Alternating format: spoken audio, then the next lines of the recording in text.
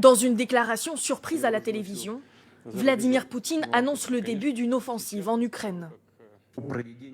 J'ai décidé de mener une opération militaire spéciale, dont le but est la protection des personnes qui, pendant 8 ans, ont subi les abus et le génocide du régime de Kiev.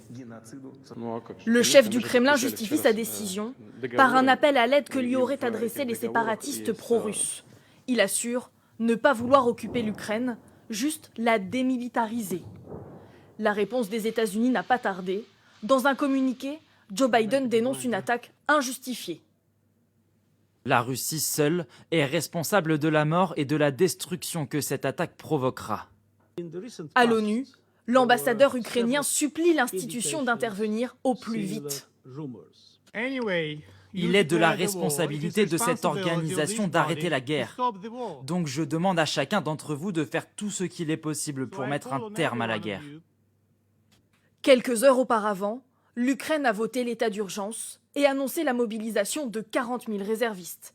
Volodymyr Zelensky a aussi, dans un discours en langue russe, appelé le peuple à faire pression sur ses dirigeants. Si le gouvernement russe ne veut pas se mettre à la table des négociations avec nous, peut-être qu'il se mettra à la table avec vous. Les Russes veulent-ils la guerre? La réponse ne dépend que de vous. L'Ukraine évoque déjà des attaques de grande ampleur, notamment le long de ses frontières nord et est. Son président a appelé les Ukrainiens à ne pas céder à la panique.